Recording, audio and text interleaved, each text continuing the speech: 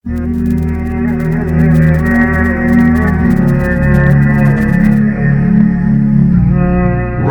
Hidayat, subscribe our channel. الحمد لله نحمده ونستعينه ونستغفره ونؤمن به ونتوكل عليه ونعوذ بالله من شرور أنفسنا ومن سيئات أعمالنا ونعوذ بالله من شرور أنفسنا ومن سيئات أعمالنا ونعوذ بالله من شرور أنفسنا ومن سيئات أعمالنا من يهده الله فلا مضل له ومن يضلل فلا هادي له ونشهد أن لا إله إلا الله وحده لا شريك له ونشهد أن سيدنا ونبينا وشفيعنا ومولانا محمدا عبده ورسوله صلى الله عليه وعلى آله وأصحابه وبارك وسلم تسليما كثيرا كثيرا. أما بعد فأعوذ بالله من الشيطان الرجيم. بسم الله الرحمن الرحيم. إنما المؤمنون إخوة فأصلحوا بين أخويكم. قال النبي صلى الله عليه وسلم: الحب لله البغض لله فقد استكمل إيمانه، أو كما قال. اللهم صل على سيدنا مولانا محمد وعلى آل سيدنا مولانا محمد وبارك وسلم. اللهم صل على سيدنا مولانا محمد وعلى آل سيدنا مولانا محمد وبارك وسلم. اللهم صل على سيدنا مولانا محمد وعلى آل سيدنا مولانا محمد وبارك وسلم.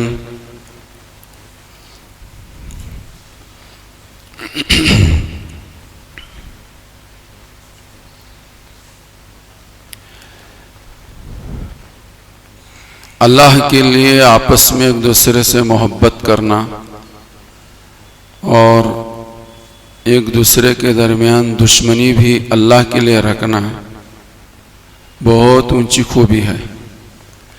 اتنی اونچی خوبی ہے کہ ایمان کی تکمیل بھی اسی سے ہوتی ہے اور ایمان بھی نصیب اسی سے ہوتا ہے. ہدایت کے بہت سارے اسباب ہیں کہ کس کو اس راستے سے ہدایت ملی، کسی کو اس راستے سے ہدایت ملی، کسی کو اس راستے سے ہدایت ملی. سیرت کی کتابوں پر جن کی نظر ہے وہ جانتے ہیں کہ بہت سارے لوگوں کو ہدایت جو ملی، ایمان جو نصیب ہوا، اللہ اور اس کے رسول کی وجہ سے، کسی سے دشمنی کرنے کی وجہ سے، اللہ اور اس کے رسول کی وجہ سے، کسی سے محبت رکھنے کی وجہ سے ایمان مل گیا. دلیل قرآن کریم میں بھی ہے اور حدیث پاک میں بھی ہے. حضور نے فرمایا: الحب للہ، جو اللہ کے لیے محبت کرے، جو اللہ کے لیے بغض رکھے، فقد استکمل ایمانہ، اس نے اپنے ایمان کو مکمل کیا. یہ تو مشہور روایت ہے، بار بار آپ نے سن رکھا ہے. مجھے آج آپ حضرات کی خدمت میں دشمنی کی وجہ سے ہدایت ملی. ایک نے ایک سے دشمنی کی اور اللہ اور اس کے رسول کے لیے کی، اس کی وجہ سے ہدایت ملی. دعوت نہیں پہنچی تھی کہ دین کا، اسلام کا کوئی عمل اس پر فدا ہو کر اسلام قبول کیا، ایسا نہیں. اللہ اور اس کے رسول کی وجہ سے ایک سے دشمنی کی اور اسی کی وجہ سے ایمان ملا. مشہور صحابی حضرت سید الشہداء حضرت حمزہ رضی اللہ تعالیٰ عنہ کی زندگی میرے اور آپ کے سامنے. حضرت حمزہ رضی اللہ تعالیٰ عنہ آزاد تھے، انسان تھے. ان کی زندگی کیا؟ کھیل کود، شکار، سیر تفریح، پہلوانی، تیر اندازی، تلوار بازی، اسی سے ان کو شغف تھا. کفر شرک اسلام کوئی لینا دینا نہیں تھا، اس سے کوئی سمبند نہیں تھا حضرت حمزہ کو. کوئی کافر بنتا ہے کافر بنے، کوئی مسلمان بنتا ہے مسلمان بنے، ان کو کوئی لینا دینا نہیں تھا. جو لوگ شکاری ہوتے ہیں ان کو دنیا سے کوئی سمبند نہیں، بس شکار ملنا چاہیے، شکار کرنے کا موقع ملنا چاہیے. وہ ایک دھن میں رہتے ہیں، جیسے نشے والا ایک نشے میں رہتا ہے، ہر شکاری بھی ایک نشے میں رہتا ہے. کیا ہوا کدھر کیا ہوا ان کو کچھ عطا پتہ نہیں رہتا، بغل میں کون ہے وہ بھی نہیں معلوم رہتا شکاری کو. رات گزر جاتی ہیں وہ بھی نہیں کرتے، وہ کھانستے اور کھکارتے بھی نہیں کہ کہیں شکار ہاتھ سے چلا نہ جائے. شکار ہیں وہ، ایسے لوگ ہوتے ہیں شکاری. آپ کو شاید پالنا پڑا ہو. میں ایک مرتبہ گیا ہوں شکار میں، ایک مرتبہ میں گیا ہوں پوری رات، اور کیسے دیوانے رہتے ہیں میں نے ان کو دیکھا. وہ ہمیں سانپ بچھو ہسدا ہوگا ناگ ہوگا ان کو کچھ نہیں خبر رہتی. سانپ ہو کہ ہسدا ہو کہ ناگ ہو کہ بچھو ہو کچھ نہیں، اس سے کوئی لینا دینا نہیں. بے ہوش رہتے ہیں. شکاری شکار میں بے ہوش رہتا ہے. تو حضرت حمزہ کیسے تھے؟ شکاری آدمی تھے. مکے کی سرزمین میں کیا ہو رہا ہے شکار سے مطلب تھا. حضور سے 2 برس کے بڑے تھے. حضور کی عمر جو تھی اس سے 2 برس کے بڑے تھے. حضرت حمزہ حضور کے سگے چچا ہیں، سگے چچا ہیں. اور جہاں چچا ہیں وہاں بھائی بھی ہیں، دشریک بھائی بھی ہیں. ابو لہب نے حضرت عبداللہ کے گھر محمد رسول اللہ کی پیدا ہونے کی خبر پا کر جس باندی کو آزاد کیا تھا اس کا نام تھا سویبہ. اس سویبہ نے حضور کو بھی دودھ پلایا تھا اور حضرت حمزہ کو بھی دودھ پلایا تھا. تو اس معنی کر سرکار اور حضرت حمزہ کون دونوں دشریک بھائی ہیں، دشریک بھائی.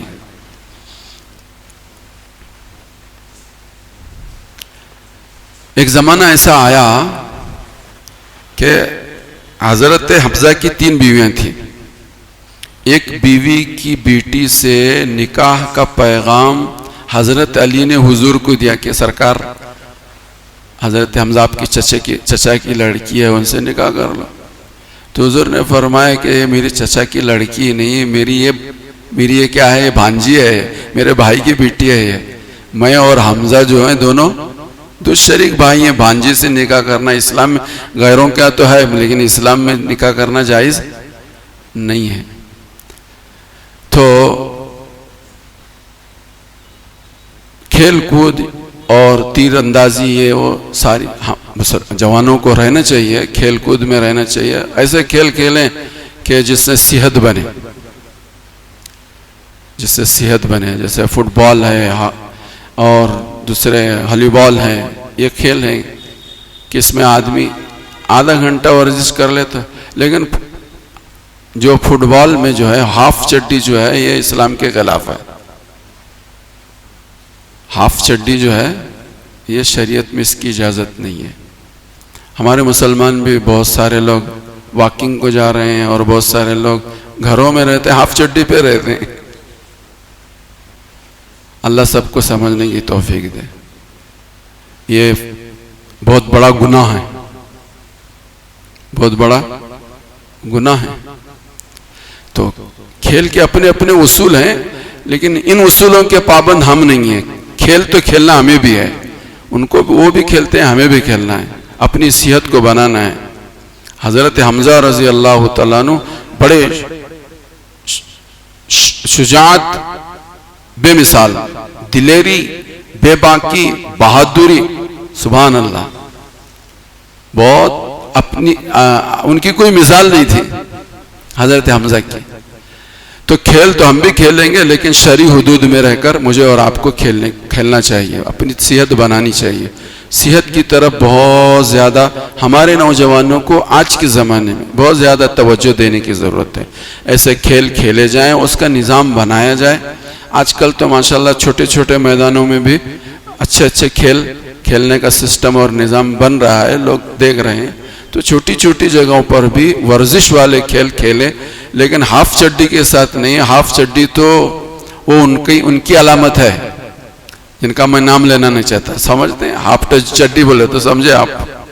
تو یہ ہمارا سیوا تو ہے نہیں. ہاں کم سے کم گھٹنوں کے نیچے تک ہماری چڈیاں ہونی چاہیے کہ ان کو پھیل کر ہمارے نوجوان کھیل رہے ہوں، اور گھر میں بھی ہوں تو ایسی ہماری ایسی ہو، یہ ٹھیک ہے. لیکن اللہ مجھے اور آپ کو سب کو تو میں کیا کہہ رہا تھا، حضرت حمزہ کی زندگی بیان کر رہا تھا. حضرت حمزہ تیر اندازی کا کھیل، پہلوانی، حضرت حمزہ پہلوانی کرتے تھے، تیر چلاتے تھے، تلوار کی مشق کرتے تھے، سیر و تفریح میں بہت دل لگی تھی. شکار تو آپ کے زندگی کا جزو لا ينفق تھا. وہ تو ایسا تھا کہ وہ حضرت حمزہ اور وہ لازم ملزوم. میں یہ سنا رہا تھا آپ کو کہ دشمنی کی وجہ سے ایمان نصیب ہوا. حضرت حمزہ شکار پہ گئے تھے، شکار سے واپس آ رہے تھے، صفا اور مروہ پہاڑی پر، مکہ مکرمہ جانے والے جانتے ہیں جہاں پر سعی کی جاتی ہے. اس پہاڑی پر عبداللہ بن جدعان کی باندی کھڑی تھی. عبداللہ بن جدعان کی باندی کھڑی تھی. ادھر سے حضرت حمزہ کو آتے ہوئے دیکھا، اور دیکھ کر اس باندی نے حضرت حمزہ کے سامنے بات کہی کہ تھوڑی دیر پہلے، کاش کہ تم تھوڑی دیر پہلے آتے تو تمہارے بھتیجے محمد ابن عبداللہ کو ابو جہل نے جو سخت و سست سنایا وہ تم سنتے. ناگفتہ بھی کلام اور بدسلوکی سے جو پیش آیا ابو جہل حضرت محمد رسول اللہ کے ساتھ، تو وہ تم سنتے. پارا گرم ہو گیا حضرت حمزہ کا. میرے بھتیجے کو مسلمان نہیں ہیں، ان کو کوئی واسطہ ہی نہیں تھا، پارا گرم ہو گیا. غیرت قومی کہتے ہیں اس کو غیرت قومی کہتے ہیں. پارا گرم ہو گیا حضرت حمزہ کا کہ میرے بھتیجے کو ابو جہل، اس کی کیا مجال ہے. حضرت حمزہ کا معمول یہ تھا، بیمن تھے کفار مکہ، مشرکین مکہ کا عام طور پر یہ دستور تھا کہ جب شکار سے آتے تھے تو پہلے حرم میں جاتے تھے. پہلے کہاں جاتے تھے؟ حرم میں جاتے تھے. اور سرکار کی بھی سنتوں میں سنت ہے، اللہ مجھے بھی آپ کو بھی سب کو توفیق دے. سفر سے آؤ تو پہلے کہاں جاؤ؟ ہاں جی، پہلے مسجد میں جانا، 2 رکعت نماز پڑھنا، یہ حضور کی سنت ہے. ایک سنت کو زندہ کرو، 100 سنتوں کا ثواب ملے گا. اب یہ ختم ہو گئی. حضور جب حضرت حمزہ پہلے حرم جاتے تھے، حضور کی سنت بھی یہی ہے کہ پہلے مسجد جاتے تھے، 2 رکعت نماز پڑھتے تھے، مسجد میں تشریف فرما ہوتا. شہر کے لوگ ملنے والے حضور کی آمد کی اطلاع پا کر جو ملنا چاہتے تھے آ کر مسجد ہی میں ملتے تھے. ملاقاتیں ختم ہوتی تو بعد میں گھر جاتے تھے. یہ حضور کا نظام تھا، یہ سسٹم تھا، یہ طریقہ تھا. مسجد میں آنا، نماز پڑھنا، مسجد میں بیٹھنا، ملاقات کرنا، ملاقات کرنے کے بعد پھر گھر جانا. تو حضرت حمزہ کا بھی معمول تھا کہ شکار پہ جب بھی جاتے تھے تو واپسی میں سب سے پہلے گھر نہیں جاتے تھے، پہلے حرم جاتے تھے. حرم جاتے تھے پہلے. حرم میں گئے، غصے میں تو آگ بگولا تھے لیکن معمول کے مطابق حرم میں گئے. حرم میں گئے تو دیکھا کہ ابو جہل بیٹھا ہے. کفار مکہ، مشرکین مکہ کے ساتھ ابو جہل بیٹھا ہے. وہ جو کمان تھی ہاتھ میں لیے اور وہی سی مجمع میں گئے، اس زور سے ابو جہل کے سر پر وہ کمان ماری، سر پھٹا، خون خون خون خون ہو گیا. حضرت حمزہ نے قائم ہے، میرے بھتیجے کو، مسلمان نہیں حضرت حمزہ، میرے بھتیجے کو برا بھلا بولتا ہے. جب ابو جہل کا سر پھٹا تو ابو جہل کی حمایت کھڑے ہو گئے. ایسا ہوتا ہے، ایسا ہر جگہ ہوتا ہے. کھڑے ہو گئے بدلہ لینے کے لیے. ابو جہل ان کو حق ہے میں نے اس کے بھتیجے کو وہ کہا ہے جو نہیں کہنا چاہیے، ان کو حق ہے. ایسے لوگ تھے. بٹھایا ابو جہل نے سب کو کہ انہوں نے جو مجھے میری پٹائی کی ان کو حق ہے. میں نے ان کے بھتیجے کو ایسا سخت کلامی کے ساتھ میں پیش آیا ہوں. تو سب کو بٹھایا اور پھر حضرت حمزہ نے کہا کان کھول کے سن لو، میں آج سے محمد رسول اللہ کا غلام ہوں. میں ایمان قبول کر لیا. میں نے اپنا ہاتھ میرے بھتیجے محمد رسول اللہ کے ہاتھ میں دے دیا. ان کو اللہ کا نبی مانتا ہوں. قائم ہے. انتقام کے جذبے میں غصے میں بول رہے ہیں. مسلمان نہیں تھے. میرے بھتیجے کو برا بھلا بولتا ہے. جا سن، میں بھی ایمان قبول. یہ تو انتقام میں غصے میں ابو جہل کو سنا کر آئے، لیکن جب گھر میں آئے تو سوچنے ارے میں جو گفتگو کیا یہ کرنا تھا کیا نہیں کرنا تھا، کرنا کیا تھا کہ نہیں کرنا تھا. تذبذب کا شکار ہو گئے. روایت میں بات لکھی ہے ساری رات، ایسا سرسری نہیں، ساری رات اس تذبذب میں رہے کہ میں جو ایمان کا اعلان کر کے آیا ہوں یہ صحیح ہوا کیا غلط ہوا. ساری رات نیند نہیں آئی. کس کو؟ حضرت حمزہ کو. میں پھر کہہ رہا ہوں ایمان مل رہا ہے بھی، اور قائم مل رہا ہے. محمد الرسول اللہ کو ایک نے برا بھلا کہا، اس سے مجھے غصہ آیا. اس غصے کی وجہ سے کیا مل رہا ہے بھائی؟ اسی کو حضور نے فرمایا الحب للہ البغض للہ فقد استکمل ایمانہ. اسی پر میں نے کہا کہ ایمان مکمل بھی ہوتا ہے اور بے ایمان کو ایمان ملتا ہے. کس کی وجہ سے؟ ہمارا اور آپ کا ایمان سلب ہو رہا ہے، خطرے میں ہے. ہمیں ایمان والوں سے محبت نہیں، بے ایمانوں سے بہت محبت ہو گئی ہم کو. اسلامی ممالک کے حکمرانوں کو بے ایمانوں سے، ان یہودیوں سے، ان نصارہ سے جو ہمارے خون کے پیاسے نہیں ہمارے ایمان کے پیاسے، ان سے دوستی ہو گئی. ان کو ان کا ایمان خطرے میں ہے. ان کا ایمان خطرے میں ہے. تو میں کیا کہہ رہا تھا، حضرت حمزہ رضی اللہ تعالیٰ عنہ پوری رات کروٹیں بدل رہے ہیں، بے چین ہو گئے. پھر خانہ کعبہ میں پہنچے. ایمان ابھی جمع نہیں.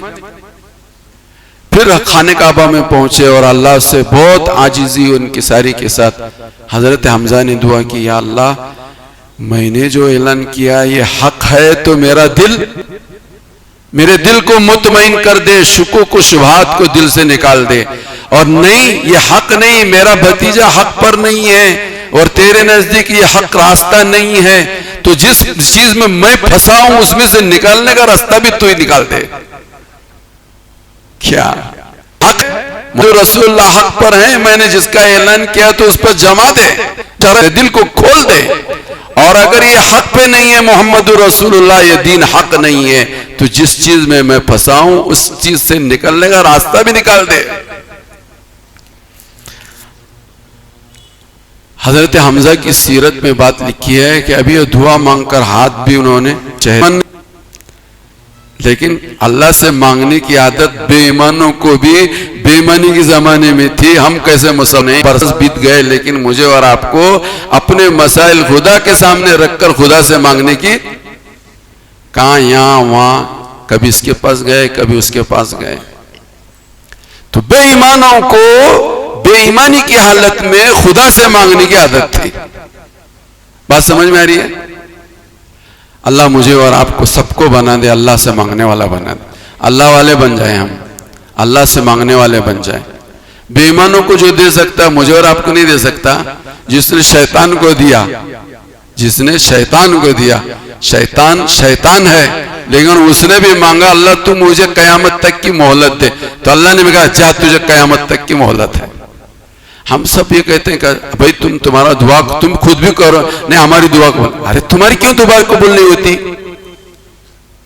برجستہ ہمارے مسلمان یہ کہتے ہیں کہ ہماری دعا نہیں قبول کرتی تمہاری. یہ بات جو ہے یہ بڑی خطرناک ہے. یہ بات بڑی خطرناک ہے کہ ہماری دعا قبول نہیں ہوتی. ہمارے بزرگوں نے یہ بات لکھی ہے کہ جو اللہ سے روٹا ہوا آدمی ہوتا ہے، اللہ سے ہٹا ہوا اور کٹا ہوا جو آدمی ہوتا ہے، وہ ایک مرتبہ اللہ کہتا ہے تو اللہ لبیک عبدی یا لبیک یا عبدی دو بار کہتے ہیں، اور جو نمازی، زکاتی اور حاجی ہے وہ کہتا ہے اللہ، تو اللہ ایک بار کہتے ہیں، بول بندے ایک بار بولتے ہیں، لیکن جو جس کا سمبند اور جس کا رشتہ کٹا ہوا ہے اللہ سے، وہ جب کہتا ہے یا اللہ، تو اللہ کیا دو مرتبہ کہتے ہیں کہ میرا روٹا ہوا بندہ وہ جو ہے میرے قریب آیا، کہتے ہیں لبیک یا عبدی، لبیک یا عبدی، حاضر ہو میرے بندے بول، حاضر ہو میرے بندے بول۔ لیکن ہم سب کہتے ہیں کہ ہماری دعا قبول نہیں ہوتی، بہت برا جملہ ہے، بہت برا جملہ ہے، میں کیا کہوں اس پر، کتنا برا جملہ ہے یہ۔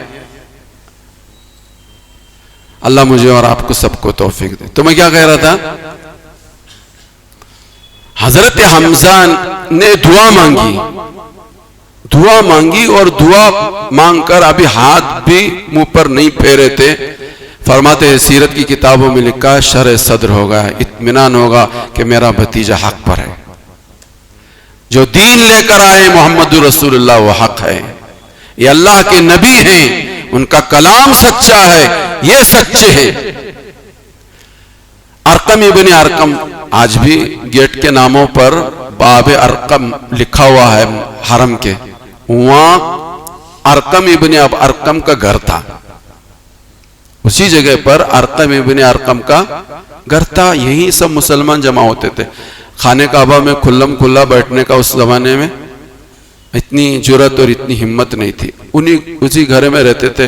حضرت حمزہ رضی اللہ تعالیٰ عنہ فوراً دعا سے فارغ ہوئے، شرح صدر ہوا، حضور کی خدمت میں پہنچے، اور پہنچتے ہی حضور کے سامنے اپنی ساری کارگزاری سنائی۔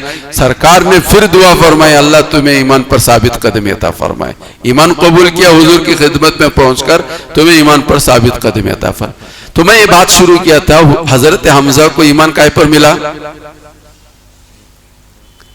سمجھ میں آ رہی بات؟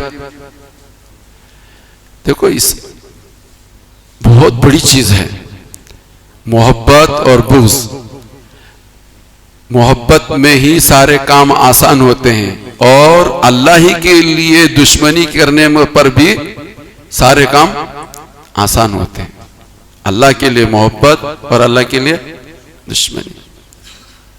حضرت حمزہ رضی اللہ تعالیٰ عنہ اسلام قبول کیے، ان کے اسلام قبول کرنے سے مسلمانوں کو کچھ ہمت آئی، کچھ جرت، کچھ ہمت، اور مکے کے راستے ذرا سا کھلے۔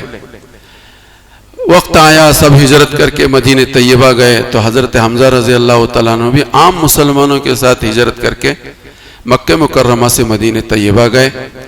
احد کی جو میدان بدر سب سے پہلی جو جنگ ہوئی، اور اس سے پہلے چھوٹے چھوٹے قافلے مختلف مقابلوں کے لیے جو گئے، ان میں اکثر و بیشتر حضرت حمزہ رضی اللہ تعالیٰ عنہ کے ہاتھ میں جھنڈا تھا، حضرت حمزہ کے ہاتھ میں جھنڈا تھا۔ بدر میں کفار مکہ مشرکین مکہ پہنچے، حضرت محمد رسول اللہ کا بھی قافلہ 313 کا پہنچا، ادھر بے ایمان ادھر مسلمان۔ ولید نے للکار کر محمد رسول اللہ کو کہا محمد بھیجو اپنے لوگوں کو، یہ سسٹم تھا اس زمانے میں، ایک حلہ نہیں بولا جاتا تھا، ادھر کا ایک آدمی نکلتا تھا، ادھر کا ایک آدمی نکلتا، دونوں مقابلہ کرتے تھے، پھر ایک ادھر کا ایک آدمی نکلتا تھا، ادھر کا ایک نکلتا، دونوں مقابلہ کرتے تھے۔ اس طرح سے رفتہ رفتہ رفتہ جو ہے مقابلے کی آگ بھڑکتی تھی۔ تو عتبہ، شیبہ اور ولید ادھر سے آئے، تو حضور نے 3 انصاری صحابہ کو بھیجا کہ جاؤ مقابلہ کرو ان سے۔ تو ولید نے کہا یہ ہمارے لیول کے لوگ نہیں ہیں، بے ایمانی کا بھی سر چڑھتا ہے تو سر چڑھ کر بولتا ہے، وہ ان کو بھی غرور گھمنڈ تھا اپنی طاقت پر، یہ ہمارے لیول کے بھیجو، ہمارے جوڑ کے بھیجو، ان کے ساتھ مقابلہ کرنا ہماری شان کے خلاف ہے، ہماری شان اس میں ہے کہ ہمارے لیول کے بھیجا. تو انصار جو 3 صحابہ آئے تھے بدر کے اندر وہ واپس گئے. تو حضرت محمد رسول اللہ صلی اللہ علیہ وسلم نے 3 لوگوں کو کہا, حضرت علی, حضرت عبیدہ اور حضرت حمزہ. سبحان اللہ. کل ہے وہ میں بار بار تمہارے دل میں ڈالنا چاہ رہا ہوں. اللہ کے لیے رسول اللہ کی بڑی دولت ہے, بہت بڑی دولت. اپنی جان کے لیے, اپنے مفاد کے لیے دوستیاں دشمنیاں بہت ہیں. گھر گھر ہیں, فرد فرد میں ہیں, گھر گھر میں ہیں, فرد فرد میں. ہمارا حصہ نہیں ملا اور ہم نہ دعوت نہیں دیے, ان کو یہ کرے ہم نہ یہ نہیں کرے, ان کو وہ کرے ہم نہ وہ نہیں کرے. اس کے لیے تو دشمنیاں, مجھے سلام نہیں کرے کر کو دشمنی, یہ ساری دشمنیاں, بہت ساری دشمنیاں. اس دشمنیوں میں ہم سب گھرے ہوئے ہیں. اللہ کے لیے کسی کو کسی سے دشمنی بہت بڑی دولت, بہت بڑی دولت. لوگ پوچھنے آتے ہیں کہ وہ غلط کھانا ہے فلاں فلاں, کھانے جانا کہ نہیں جانا. نہیں گئے تو پھر تعلقات ختم. ارے تعلقات ختم ہوتے تو تمہارے اپنے مفاد کے لیے ختم ہو رہے ہیں, اللہ کے لیے ختم ہو رہے ہیں. ان تعلقات کے ختم ہونے کو برداشت کرو, لیکن خدا کے حکم کو پورا کرو, وہ نہیں. بہرحال میں یہ کہہ رہا تھا, کیا کہہ رہا تھا, ادھر سے یہ 3 لوگ آئے, عتبہ, شیبہ, ولید, اور ادھر سے انصار آئے تو انصار کو واپس کر دیا. حضور نے 3 کو بھیجا, حضرت علی, حضرت حمزہ اور حضرت عبیدہ کو بھیجا. حضرت عبیدہ کا مقابلہ ولید سے ہوا, ذرا رشا کشی ہوئی, حضرت عبیدہ ذرا زخمی ہوئے. لیکن ان دونوں نے, حضرت حمزہ نے اور حضرت علی, ایک ہی پہلے ہی حملے کے اندر ایسی صحت بنائی تھی انہوں نے. گٹکا وٹکا نہیں کھاتے تھے, وہ تھا ہی نہیں گٹکا, سگریٹ وگریٹ بھی نہیں تھا. صحت ایک حملے کے اندر, جنہوں نے کہا تھا کہ ہمارے جوڑ کے بھیجو, جنہوں نے کہا تھا ہمارے جوڑ, ایک حملہ کیا, ختم, جہنم پہنچا دیا. ایسے حضرت حمزہ جو گھس بدر میں میدان میں بے دشمنوں کے میدان میں جو گھسے ہیں, اللہ اوپر, صفوں کے صفوں کو الٹ کے رکھ دیا. ایک حضرت حمزہ رضی اللہ تعالیٰ, ایک حضرت حمزہ صفوں کے صفوں کو الٹ کے رکھ دیا. حضرت حمزہ دونوں ہاتھ سے تلوار چلاتے تھے, دونوں ہاتھ سے تلوار چلاتے, مشق تھی ایسی, کھیل کھیلتے تھے ایسے, دونوں ہاتھ سے تلوار چلاتے تھے. صفوں کے صفوں کو الٹ کے رکھ دیا. حضرت حمزہ رضی اللہ تعالیٰ عنہ نے جن بے ایمانوں کو جہنم پہنچایا تھا, انہی میں طعیمہ بن عدی بھی تھا. بڑا آدمی تھا, بڑے بڑے. سیرت میں بات لکھی ہے کہ حضرت حمزہ بدر کے میدان میں وہ جب گئے صفوں میں تو ہر ایک پر تلوار چلانا شروع ہوئی. وہ دیکھتے تھے کہ مکے کے بے ایمانوں میں پہلوان, جری, شجاعت کس کی, اس کے اوپر حملہ کرتے تھے. ایسے بہادروں کو چن چن کر بدر کے میدان میں حضرت حمزہ نے جہنم پہنچایا تھا. اس میں طعیمہ بن عدی تھا. تو طعیمہ بن عدی کا بھتیجا جبیر ابن مطعم, اس نے بدر احد کی لڑائی میں حضرت وحشی جو ابھی اسلام قبول نہیں کیے تھے, غلام تھے جبیر ابن مطعم کے, یہ غلام تھے, ان کو کہا کہ تجھے میں آزاد کروں گا اگر تو میرے چچا طعیم ابن عدی کا بدلہ حضرت حمزہ سے لے اور ان کو شہید کر دے تو تجھے آزاد. روایتوں میں بات لکھی ہے کہ حضرت وحشی ایک چٹان کے پیچھے چھپ کر بیٹھے انتظار میں کہ کب میری نظر پڑے حضرت حمزہ رضی اللہ تعالیٰ عنہ پر اور میں اپنا مقصد پورا کروں. حضرت وحشی کو بھی حضرت حمزہ سے دشمنی نہیں تھی, وہ تو ایک شوق تھا ان کا, ایک آزادی حاصل کرنا ان کا ایک دل کا جذبہ تھا, اس کے لیے انہوں نے یہ کیا تھا. بہرحال موقع کی طلعت میں تھے حضرت وحشی, اور وحشی نے حضرت حمزہ پر حملہ کیا, جس کی وجہ سے نہ جانتے ہوئے غفلت میں حضرت حمزہ کو انہوں نے, ورنہ حضرت حمزہ ایسے جری دلیر بے باک آدمی تھے, تو چھپ کر انہوں نے یہ کیا تو شہید ہو گئے. اس کے بعد ابو سفیان کی بیوی ہندہ نے حضرت حمزہ کے کان کاٹے، ناک کاٹی، آنکھ کاٹے، پیٹ چاک کیا، آنتیں نکالی اور اپنے گلے کا ہار بنایا، کلیجہ نکالا اور کلیجے کو چبا کر تھوکا۔ پھر حضرت حمزہ رضی اللہ تعالیٰ عنہ کی تدفین کا جب مسئلہ آیا، تجہیز و تکفین کا مسئلہ آیا، تو حضرت حمزہ کی بہن آ رہی تھی، سرکار نے روکا ان کو کہ آپ دیکھ نہیں سکیں گے، اتنی بری طرح سے حضرت حمزہ کو سب سے زیادہ قلق، سب سے زیادہ افسوس، سب سے زیادہ غم آپ کی حیات میں کسی کی شہادت پر محمد رسول اللہ کو ہوا ہے تو سب سے زیادہ کس پر؟ حضرت حمزہ پر، حضرت حمزہ پر ہوا۔ بہت قلق، بہت افسوس ہوا، میرے چچا کو اس طرح سے بے دردی اور بے رحمی کے ساتھ بے ایمانوں نے جو ہے شہید کیا۔ حضور صلی اللہ علیہ وسلم نے ان کی بہن کو روکا۔ ان کی بہن دو چادریں لے کر آئی تھی، ایک چھوٹی تھی ایک بڑی تھی۔ بڑی چادر انصاری صحابی کے حصے میں گئی، چھوٹی چادر حضرت حمزہ کو ملی۔ اس اتنی ہم چھوٹی تھی کہ سر ڈھانپ دیا جاتا تو پیر کھلتے تھے، پیر ڈھانپ دیا جاتا تو سر کھلتا تھا۔ سرکار نے فرمایا سر ڈھانپ دو اور پیروں کی طرف پتے، اس کے اخر کے پتے ڈال دو اور ان کو دفنا دو۔ سرکار حضور کی خدمت میں پہنچے ان شہادت کے بعد، اور انہوں نے ایک جملہ کیا جو پوری زندگی کا خلاصہ ہے حضرت حمزہ کی، پوری زندگی کا خلاصہ ہے۔ رحمت اللہ علیک، حضور نے فرمایا تجھ پر اے حمزہ اللہ کی رحمت ہو۔ انک کنت ما تعلم ما علمت وصول للرحم، میں جانتا ہوں کہ حمزہ تم رشتے ناتوں کا بہت خیال کرنے والے تھے، رشتے ناتوں کا بہت زیادہ خیال کرنے تھے۔ فعولا للخیرات، اور نیکی کے، بھلائی کے، اچھائی کے ہر کام میں پیش پیش رہنے والے تھے۔ یہ دو خوبیاں حضرت حمزہ کی تھی۔ حضور نے ان کی میت پر کھڑے ہو کر یہ دو جملے کہے، کیا؟ اپنے رشتے ناتوں کا خیال کرنا، بھائی کا، بہنوں کا، بڑوں کا، چھوٹوں کا، چچا اور پھوپھی اور یہ اور وہ، ان سب کی خیر خواہی کرنا، ان سب کے حقوق کو ادا کرنا، ان کے زخموں پر مرہم مٹی کرنا، ان کے دکھ سکھ میں، ان کے غم اور خوشی میں شریک ہونا، یہ حضرت حمزہ رضی اللہ تعالیٰ عنہ کی ساری زندگی ہے، یہ ساری زندگی ہے۔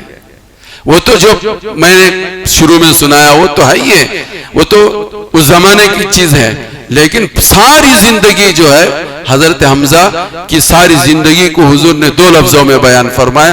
آپ کے انتقال، آپ کی شہادت کے بعد آپ کی میت پر کھڑے ہو کر سرکار نے دو جملے کہے تھے کہ میں جانتا ہوں کہ میرے چچا آپ رشتہ داروں کا بہت خیال کرنے والے تھے، غمخواری کرنے والے تھے، ہمدردی کرنے والے تھے، اپنا حق دبا کر دوسروں کو حق زیادہ دینے والے تھے۔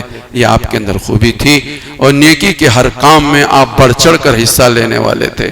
یہ حضرت حمزہ کی ساری زندگی کا لب لباب ہے، یہ خلاصہ ہے، یہ خلاصہ۔